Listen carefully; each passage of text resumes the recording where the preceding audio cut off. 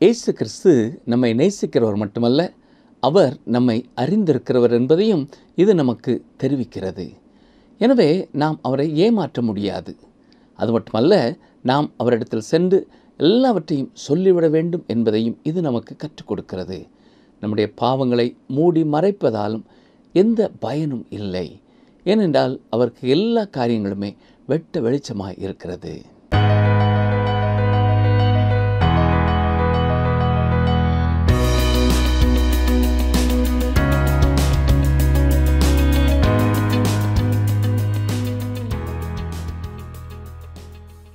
கிருபை உங்கள் மேலும் கிறிஸ்துவின் சமாதானம் உங்களையும் ஆட்கொள்ளட்டும். கடைசி நிகழ்ச்சியில் நாம் தேவனை முழு மனதோடு தேடுவதின் அவசியத்தை பற்றி ஆழ்ந்த புரிதலை கொண்டோம். பின்னர் தேவனின் மகிமை மற்றும் அன்பின் மீது ஆழமான நம்பிக்கையுடன் அவரை நாடுவதன் முக்கியத்துவத்தை வலியுறுத்தினோம். அவருடைய வாக்குறுதி தேடுகிறவர்கள் கண்டடைவார்கள் நமக்கு பெரும் உற்சாகத்தையும் தாராள நம்பிக்கையையும் வழங்கியது. மேலும் இயேசுவின் பிறப்பு, தியாகம், மரணம், உயிர்த்தெழுதல் என்பவை மனிதரின் மீட்புக்காக தேவன் கொடுத்த பேரின்பமான தியாகத்தை நமக்கு சித்தரிக்கின்றன. அவரை எதிர்நோக்கியே நாம் ஆவல் நம்பிக்கையை மேலும் உறுதியாக்குகிறது. ஒவ்வொரு நொடியும் அவரை எதிர்நோக்கும் இத்தகைய பயணம் நம்மை வெளிச்சத்தின் பாதையில் நடத்துகிறது. இந்த வாழ்க்கையில் நாம் பெறும் செல்வமும் நலமும் தேவனின் கிருபையின் அடையாளமே. ஆகவே முழு நம்பிக்கையுடன் தேவனை நாடி அவருடைய ஆசியையும் நித்திய வாழ்வின் பூரணத்தையும் பெற்றிட நாம் உறுதியாக இருக்க வேண்டும். இன்றும் கூட நாம் உன்னத பாட்டு 4ஆம் அதிகாரம் 1ஆம் வசனம் முதல் 5ஆம் அதிகாரம் 2ஆம் வசனம் வரை தியானிக்கப் போகிறோம். பிரியமான வேதாராய்ச்சி நேயர்களே, இன்று நாம் உன்னத பாட்டு புத்தகம் 4ஆம் அதிகாரம் 1ஆம் வசனம் முதல் சிந்திக்கப் போகிறோம். இந்த அதிகாரத்திலே கடைசி வசனத்தை தவிர மற்ற எல்லா வசனங்களும் மணவாளன் கூறியவைகளாகும். இது சாலமோனுடைய அன்பை வெளிப்படுத்துகிறதா இருக்கிறது. சாலமோன் மலைநாட்டு பகுதியில் வைத்து சந்தித்த சூலமித்தியாளை தன்னோடு எருசலேமிற்கு அழைத்து வருகிறார். அவள் மீது கொண்ட நேசத்தை இந்த வசனங்களிலே அழகுபட வெளிப்படுத்துகிறார். இந்த பகுதியை நாம் கவனிக்கும் பொழுது அவள் இப்பொழுதுதான் முதலாவதாக காலணிகள் அணிகிறாள் என்று தெரிகிறது. அரண்மனைக்கு வந்த பிறகு சிறந்த ஆடைகளை அணிகிறாள். மேலும் சாலமோனுடன் மேஜேலே அமர்ந்து பந்தி இருக்கிறாள். என்ன ஒரு பாக்கியத்தை அவள் பெற்றுக்கொண்டாள் என்று பாருங்கள். அவள் அதிலே மிகுந்த மகிழ்ச்சி அடைகிறாள். நாம் இந்த அதிகாரத்தை வாசிக்கும் பொழுது கிறிஸ்து நம்மீது கொண்ட அன்பை பரிசுத்த ஆவியானவர் வெளிப்படுத்துகிறதை காண வேண்டும். தனிப்பட்ட இந்த உறவின் மூலம் அற்புதமாய் இது விளக்கப்படுகிறது. இந்த காரியம் கிறிஸ்து சபையின் மீதும் தனிப்பட்ட விசுவாசியின் மீதும் கொண்டுள்ள அன்பை வெளிப்படுத்துகிறதா இருக்கிறது. இது மணவாளனாகிய இயேசு கிறிஸ்துவின் அன்பின் பாடல் என்று கூட நாம் சொல்லலாம். இயேசு கிறிஸ்து அன்பை குறித்து தான் இந்த பகுதியிலே கூறுகிறார் என்பதை நாம் 7ஆம் வசனத்திலிருந்து தெளிவாக தெரிந்து கொள்ள முடிகிறது.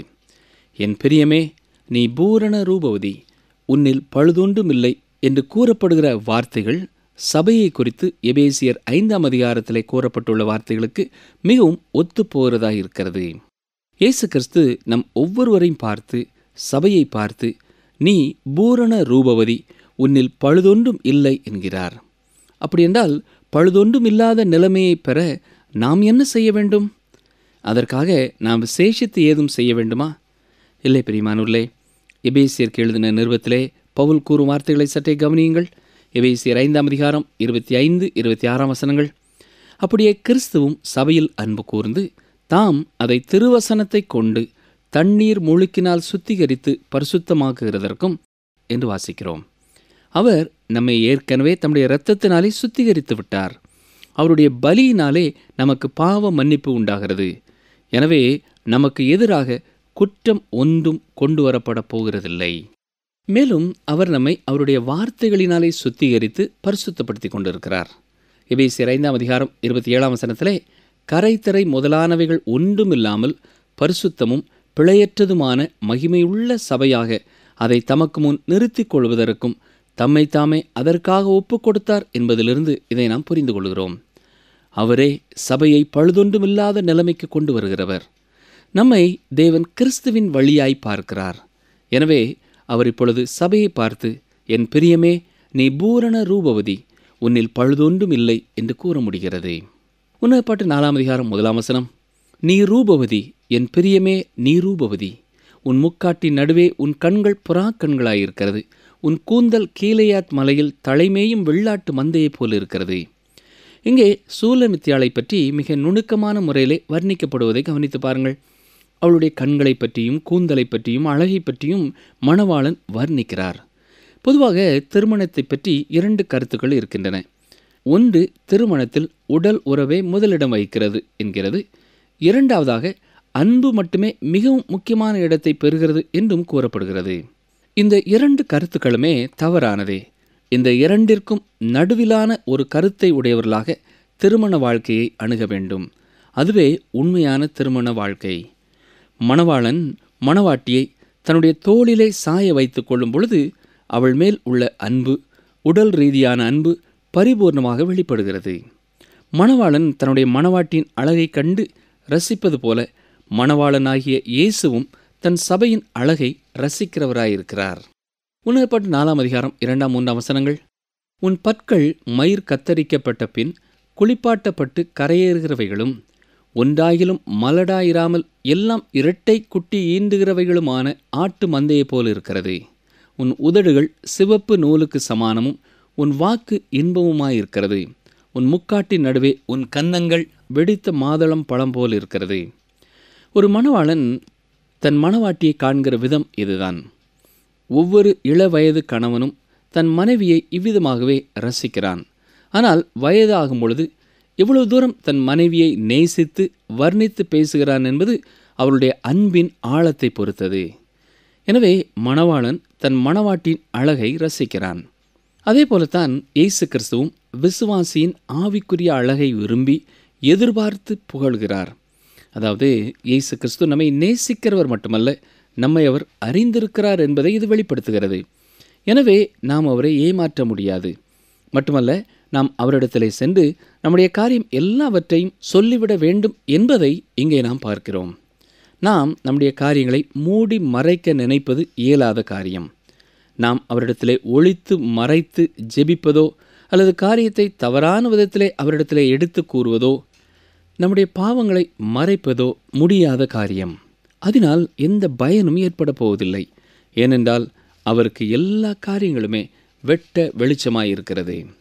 நம்முடைய இருதயத்திலே என்ன இருக்கிறதோ அதை அப்படியே இயேசுவிடம் நம்மால் தெரிவித்துவிட முடியும்.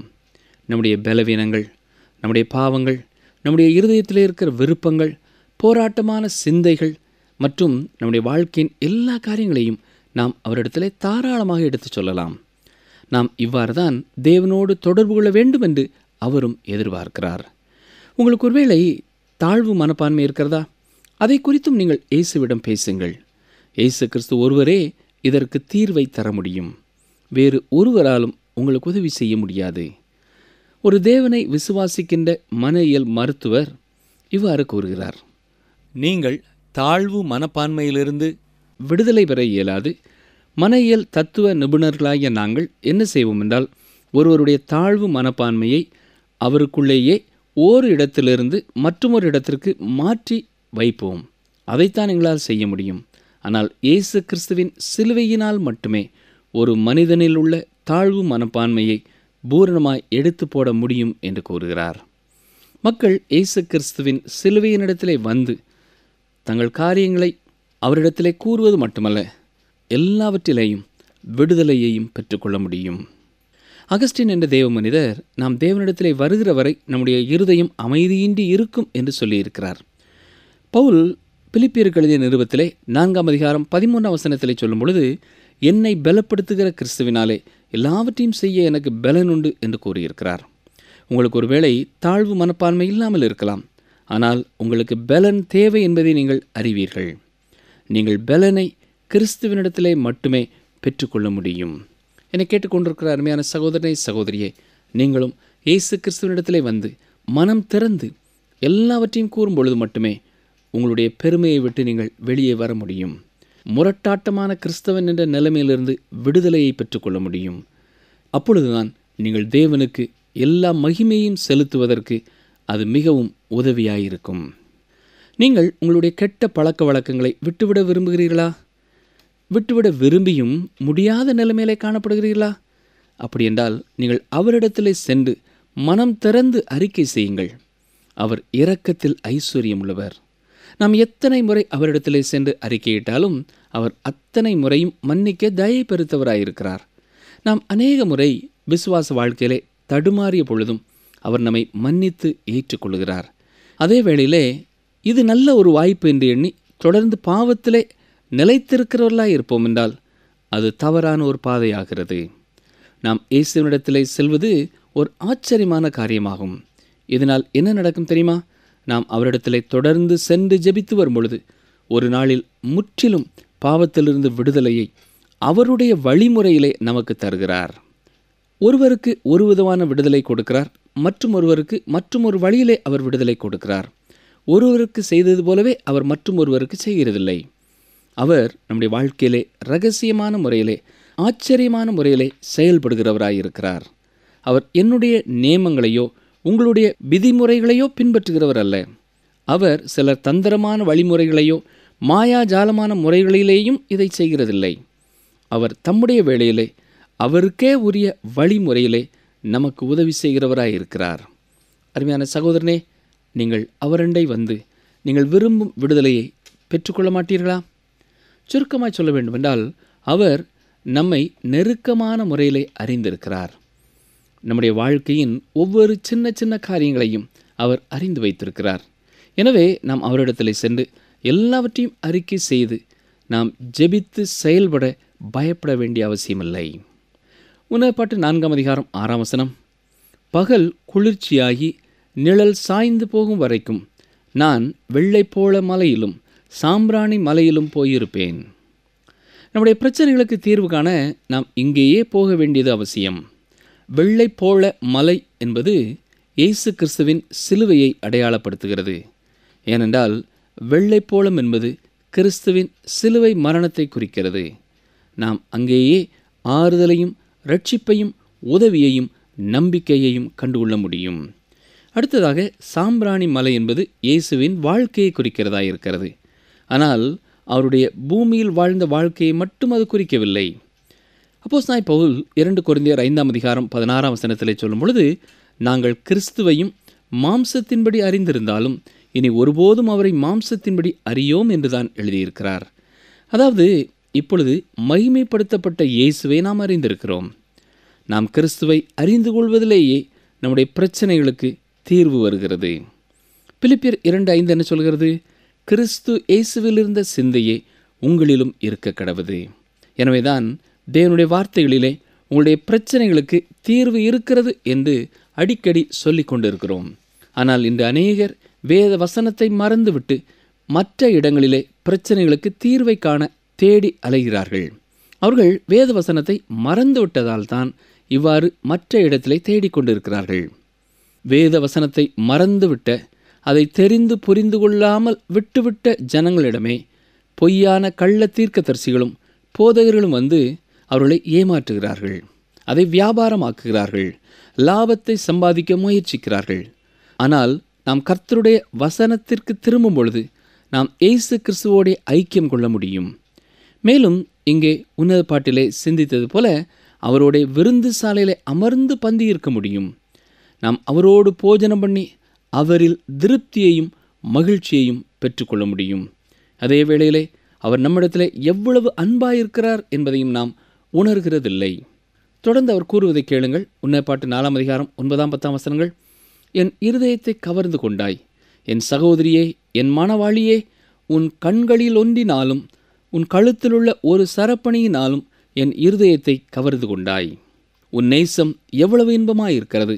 என் சகோதரியே, என் மணவாளியே, திராட்சரசத்தை பார்க்கிலும் உன் நேசம் எவ்வளவு மதுரமாயிருக்கிறது. சகல கந்த வர்க்கங்களை பார்க்கிலும் உன் பரிமள தைலங்கள் எவ்வளவு வாசனையாயிருக்கிறது. இங்கே மணவாளன் மணவாட்டியை குறித்து சொல்வது இயேசு கிறிஸ்து விசுவாசிகளை பார்த்து சொல்வது போல இருக்கிறது. விசுவாசிகள் அவருக்கு சொந்தமானவர்கள். இயேசு கிறிஸ்து இன்றும் இவ்விதமாகவே நம்மிலே அன்பு கூறுகிறவராயிருக்கிறார் என்பதே நமக்கு மிகுந்த மகிழ்ச்சியை தரக்கூடிய ஒரு காரியம்.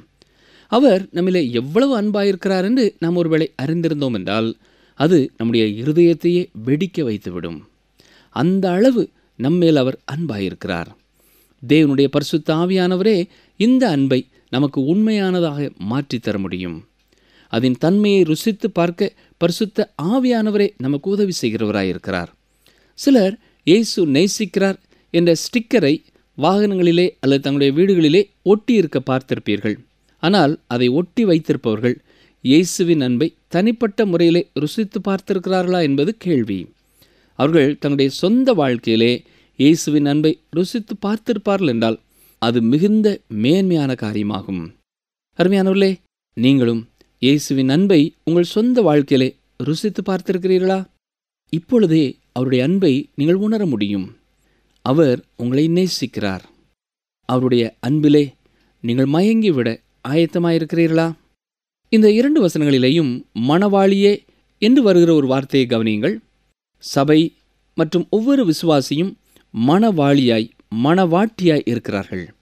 இயேசு நமது மணவாளன். நமக்கும் அவருக்கும் இடையே திருமண ஒப்பந்தம் நடைபெறுகிறது. நம்முடைய ஆவிக்குரிய வாழ்க்கை அப்படிப்பட்டதுதான். நாம் தேவனோடு திருமண ஒப்பந்தம் செய்து கொள்கிறோம். அவருக்கு கீழ்ப்படிந்துள்ள மணவாட்டியாக இந்த பூமியிலேயும் மறுமையிலேயும் வாழப்போகிறோம். அவருடைய கரத்தை பற்றி கொண்ட நாம் வேறொருவருடைய கரத்தை பற்றி வாழ முடியாது. மற்றும் ஒரு கணவனோடு வாழ்க்கை நடத்த முடியாது. இது புனிதமான உறவு. நாம் இயேசுவை விட்டுவிட்டு பிசாசின் கரத்தையோ உலகத்தின் கரத்தையோ பிடித்து வாழ முடியாது. நாம் கற்புள்ள கன்னிகைகளாக இருக்கிறோம் என்று பவுல் கூறியிருக்கிறார். ஆகவே மணவாளி என்கிற உறவை கர்த்தர் குறிப்பிடுகிறார். மேலும் இந்த உலகத்திலே வேறு எந்த உறவு முறையும் மணவாளன் மணவாட்டி என்ற ஒரு உறவை போல நெருக்கமானதல்ல. எனவேதான் தேவன் சபையோடு விசுவாசியோடு அவ்வளவு நெருக்கமான உறவை கொள்ள விரும்புகிறார். நீங்கள் இந்த விதமான உறவிற்கு உங்களை அர்ப்பணித்திருக்கிறீர்களா? அவர் உங்களை புரிந்து கொள்ளவும் நீங்கள் அவரை புரிந்து கொள்ளவும் உங்களை அர்ப்பணித்திருக்கிறீர்களா? நீங்கள் அவரோடு தனிப்பட்ட உறவு வைத்திருக்க வேண்டும் என்று அவர் விரும்புகிறார். பிரியமானவர்களே, திருமண ஒப்பந்தம் செய்ய விரும்புகிறார். நீங்கள் அவரோடு ஒப்பந்தம் செய்து கொண்டு அதை மீறாதபடிக்கு உங்களை காத்து வாழ அர்ப்பணம் செய்வீர்களா? தொடர்ந்து மணவாளி பேசுகிறதை கவனியுங்கள்.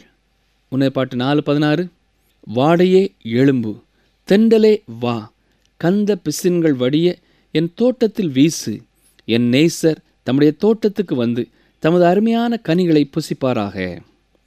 இந்த பகுதியிலே நாம் யோவான் 13ஆம் அதிகாரத்திலிருந்து 17ஆம் அதிகாரம் வரை உள்ள மேல் வீட்டறை பிரசங்கத்தை நினைவிலே கொண்டு வருவது சிறந்ததாயிருக்கும். இயேசு கிறிஸ்து மேல் வீட்டறையில் வைத்து சீடர்களுக்கு மிகச் சிறந்த போதனைகளை செய்து கொண்டிருந்தார். இந்த பிரசங்கத்தின் மத்தியிலே அவருடைய சீடர்கள் அவரிடத்தில் அநேக கேள்விகளை கேட்டதை குறித்தும் யோவான் 14ஆம் அதிகாரத்திலே நாம் பார்க்கிறோம். அங்கே ஸ்காரியோ தள்ளாத யூதா கேட்ட கேள்வியை யோவான் 14:22 வாசிக்கிறோம்.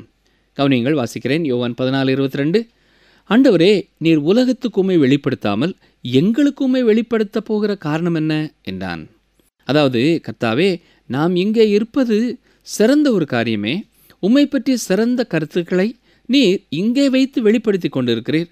ஆனால் உலகத்தில் உள்ளவர்களுக்கு நீர் என்ன செய்ய போகிறீர் என்பதுதான் அவனுடைய கேள்வி. இதை போன்ற ஒரு காரியமே இங்கே உன்னத பாட்டு 4:16 சொல்லப்பட்டிருக்கிறது. வாடையே, இது குளிர்காற்று. நாம் மிகவும் வாடை அடிக்கிறது என்று சொல்கிறோம் அல்லவா?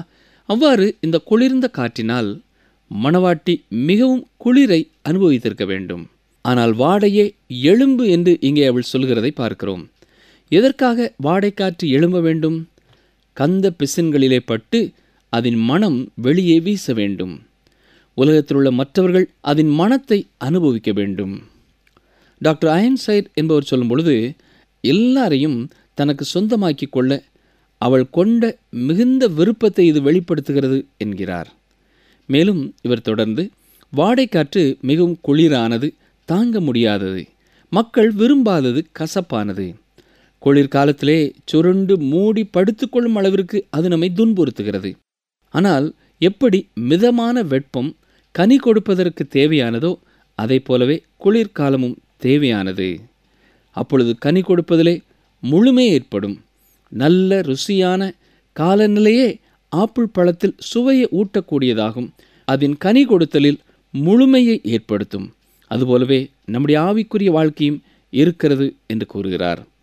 நம்முடைய வாழ்க்கையிலே வாடை காற்று போன்று வரும் எதிரான சூழ்நிலைகள், சோதனைகள், பாடுகள், கஷ்டங்கள் போன்றவை ஆவிக்குரிய வாழ்க்கையை பலப்படுத்துகிறதா இருக்கிறது. மிகுந்த கனி கொடுக்கிறவர்களாய் நம்மை மாற்றுகிறது. நாமும் துன்பத்தின் நடுவிலே கடந்து செல்லும் பொழுது நீதியாகிய கனியை கொடுக்கிறோம். நம்முடைய வாழ்க்கையில் எல்லாமே மிகவும் இனிமையாக வசதியாக செல்லும் என்றால் அது பயனற்றதாக நம்முடைய வாழ்க்கையை மாற்றிவிடும். இந்த வாடைக்காற்று இல்லை என்றால் தேவனை மகிமைப்படுத்தக்கூடிய காரியங்களிலே மிக சிலவற்றையே நம்முடைய வாழ்க்கையிலே காண முடியும். இப்படிப்பட்டவர்களுடைய விசுவாசம் பலனடைந்திருக்காது. ஆகவே வாடை காற்றும் தென்றல் காற்றும் நம்முடைய விசுவாச வாழ்க்கைக்கு தேவையே. இந்த விதமாகவே தம்முடைய பிள்ளைகளுடைய வாழ்க்கையிலே செயல்பட வேண்டும் என்று தேவன் விரும்புகிறார். அவர் உலகத்தை மறந்து விடவில்லை. ஸ்காரியோத்தல்லாத யூதாஸ் கேட்ட கேள்விக்கு பதில் இதுதான். மணவாட்டி விரும்பி சொன்ன காரியமும் இதுவே ஆகும். தேவன் உலகத்தை சென்று அடைய வேண்டும். அருமையானவர்களே, இயேசு கிறிஸ்து உங்கள் மூலமாகவே உங்களை பக்குவப்படுத்தி உலகத்தை சென்றடைய விரும்புகிறார். உலகத்திலுள்ள மற்றவர்கள் அவரை அறிந்து கொள்ள விரும்புகிறார். நீங்கள் கருவிகள் போல, வாய்க்காலை போல இருக்கிறீர்கள். உலகத்திற்கும் தேவனுக்கும் இடையிலே நீங்கள் வாய்க்கால்களாய் இருந்து செயல்பட அவர் விரும்புகிறார். உங்கள் மூலமாக அவருடைய அன்பு கடந்து சென்று மக்களை தொட இடம் கொடுப்பீர்களா? மக்களை தேவனோடு ஒப்புரவாக்க முயற்சிப்பீர்களா? அன்பின் சுவிசேஷ செய்தியை மக்களுக்கு அறிவிப்பீர்களா? அவர் உங்களுக்கு அநேக காரியங்களை கற்றுத் தந்திருக்கிறார். இவை எல்லாமே உங்களுக்காக மட்டுமல்ல, மற்றவர்களுக்காகவும் அது உங்களுக்கு கொடுக்கப்பட்டிருக்கிறது. எனவே மேல் வீட்டு அறையிலே, ஜெப அறையிலே அவரிடத்திலே நீங்கள் கற்றுக்கொள்ளும் காரியங்களை நீங்கள் வெளியரங்கமாக அறிவிக்க வேண்டும். அதுவே அவருடைய உள்ளத்தை மகிழ்விக்கும் காரியமாயிருக்கிறது. மணவாளி தன்னுடைய நேசரை பார்த்து, என் நேசர் தம்முடைய தோட்டத்துக்கு வந்து தமது அருமையான கனிகளை புசிப்பாராக என்று கூறுகிறாள். இந்த அழைப்பை நேசரே ஏற்றுக்கொள்வார். அதே போல மேல் வீட்டறையிலே கேள்வி கேட்டுக்கொண்டிருந்த சீடரிடத்திலேயும் இயேசு கூறுவதை கவனியுங்கள். யோவான் 14:23, ஒருவன் என்னில் அன்பாயிருந்தால் அவன் என் வசனத்தை கை கொள்ளுவான். அவனில் என் பிதா அன்பாயிருப்பார். நாங்கள் அவனிடத்தில் வந்து அவனோடே வாசம் பண்ணுவோம். ஆம் அருமையானவர்களே, வசனத்தை கை கொள்ளுகிற உங்களோடும் உங்கள் மூலமாக வசனத்தை கேட்டு கை கொள்கிறவர்களிடத்திலேயும் அவர் வந்து வாசம் பண்ணுவார். அந்த ஒரு கிருபையை பெற்றுக்கொள்ள நீங்கள் ஆயத்தமுள்ளவர்களாக இருக்கிறீர்களா? வாஞ்சை உள்ளவர்களாக இருக்கிறீர்களா? தொடர்ந்து நாம் முன்ன பாட்டு 5ஆம் அதிகாரத்திலேயும் சில வசனங்களை பார்ப்போம். இந்த 5ஆம் அதிகாரத்திலே மணவாளியின் மனதில் சிறிது குழப்பம் நிலவுகிறதை பார்க்கிறோம். மணவாளனுடன் ஐக்கியம் கொள்வதிலே, நேரத்தை செலவழிப்பதிலே அல்லது கடமையை செய்வதற்காக கடந்து செல்வதிலே, முடிவு செய்வதிலே அவளுக்கு குழப்பம். இரண்டுமே முக்கியமானதே. அந்த இரண்டையுமே செய்ய வேண்டியது அவசியம். நாம் தேவனுடைய பாதத்திலே அமர்ந்து காத்திருப்பது அவசியம். அதே வேளையிலே நரகத்தை நோக்கி ஓடும் பாதங்களை பரலோகத்திற்கு நேராய் திருப்ப வேண்டியதும் அவசியம். நாம் உலகத்திலே தேவனுடைய விதைகளை விதைப்பதற்கு இயேசுவின் பாதத்தை தொடர்ந்து செல்ல வேண்டியது அவசியமானதாய் இருக்கிறது. உன்னதப்பாட்டு 5ஆம் அதிகாரம் 1ஆம் வசனம், என் சகோதரியே, என் மணவாளியே, நான் என் தோட்டத்தில் வந்தேன். என் வெள்ளை போளத்தையும் என் கந்த வர்க்கங்களையும் சேர்த்தேன். என் தேன் கூட்டை என் தேனோடு புசித்தேன். என் திராட்சை ரசத்தை என் பாலோடும் குடித்தேன். சிநேகிதரே, புசியுங்கள். பிரியமானவர்களே, குடியுங்கள். பூர்த்தியாய் குடியுங்கள். இங்கே மணவாளன் மணவாட்டியை தன்னோடு ஐக்கியம் கொள்ளும்படியாய் அழைப்பு கொடுக்கிறார். இயேசு கிறிஸ்துவும் வெளிப்படுத்தின விசேஷம் 3ஆம் அதிகாரம் 20ஆம் வசனத்திலே கூறியிருப்பதைப் போல, இதோ வாசற்படியிலே நின்று தட்டுகிறேன். ஒருவன் என் சத்தத்தை கேட்டு கதவை திறந்தால் அவனிடத்தில் நான் பிரவேசித்து அவனோடே போஜனம் பண்ணுவேன், அவனும் என்னோடே போஜனம் பண்ணுவான் என்று கூறுகிறார். இந்த ஐக்கியமே நமக்கு தேவை. ஐக்கியத்தை குறித்து தனது முதல் நிருபத்தில் அவர் என்ன எழுதுகிறார்? 1 யோவான் 1:4, உங்கள் சந்தோஷம் நிறைவாயிருக்கும்படி இவைகளை உங்களுக்கு எழுதுகிறோம் என்கிறார். இவ்விதமான ஐக்கியத்தை நாமும் பெற்று சந்தோஷத்தை நிறைவாய் பெற்றுக்கொள்ள வேண்டும் என்றுதான் இயேசு விரும்புகிறார். நிகழ்ச்சியை கேட்டுக்கொண்டிருக்கிற அருமையான சகோதரனை, சகோதரியே, நீங்கள் அப்படிப்பட்ட ஒரு அனுபவத்தை பெற்றிருக்கிறீர்களா? அநேகர் இந்த ஐக்கியத்தினாலே தேவனுடைய மகிழ்ச்சியை பெற்று அனுபவித்திருப்பதாக கூற நீங்கள் கேட்டிருக்கலாம். தேவனோடு ஐக்கியம் கொள்வது என்பது எவ்வளவு ஆச்சரியமான ஒரு காரியம் தெரியுமா? தேவனுடைய பாதத்திலே அதிகாலையிலே காத்திருந்து வேதம் வாசித்து ஜெபித்து அவரை துதிப்பதின் மூலமாக இந்த ஐக்கியத்தை நாம் பெறுகிறோம். அப்பொழுது நாம் அவரோடு ஜெபத்தின் மூலம் பேசுகிறோம். அவர் நம்மோடு வேத வசனங்களின் மூலமாய் பேசுகிறார். உள்ளத்திலே தம் பிரசன்னத்தினால் மகிழ்வை தருகிறார். இது பெற முடியாத ஒரு அனுபவம் அல்ல. வாஞ்சிக்கிற ஒவ்வொருவரும் இதை பெற்றுக்கொள்ள முடியும். நீங்களும் இப்படிப்பட்ட அனுபவத்தை பெற்றிருக்கலாம். இயேசு உங்களோடு இருக்கிறபடியினாலே அவர் உங்களுக்கும் இந்த ஐக்கியத்தின் மகிழ்ச்சியை தர வல்லவராயிருக்கிறார். அநேகர் தங்கள் வாழ்க்கையிலே வியாதியின் மத்தியிலேயும் வேதனைகள் மத்தியிலேயும் துன்பத்தின் மத்தியிலும் கூட இந்த ஐக்கியத்தின் மகிழ்ச்சியை பெற்று அனுபவிப்பதை நாம் பார்க்க முடியும். உங்கள் பிரச்சனைகள் மத்தியிலேயும் நீங்கள் மகிழ்ச்சியாக இருக்க முடியும். இதுவே புத்திக்கு எட்டாத தெய்வ சமாதானம். நாம் இப்பொழுது உன்னத பாட்டில் உள்ள 4வது பாடலை தியானிக்கப் போகிறோம். இவைகள் நாட்டுப்புற பாடலைப் போல காணப்படுகின்றன. இங்கே மணவாளி கூறுகிற வார்த்தைகளை பார்க்கிறோம். உன்னத பாட்டு 5ஆம் அதிகாரம் 2ஆம் வசனம் பாருங்கள். நான் நித்திரை பண்ணினேன், என் இதயமோ விழித்திருந்தது. கதவை தட்டுகிற என் நேசரின் சத்தத்தை கேட்டேன். என் சகோதரியே, என் பிரியமே, என் புறாவே, என் உத்தமியே, கதவை திற. என் தலை பனியினாலும் என் தலைமயிர் இரவில் பெய்யும் தூறலினாலும் நனைந்திருக்கிறது என்றார்.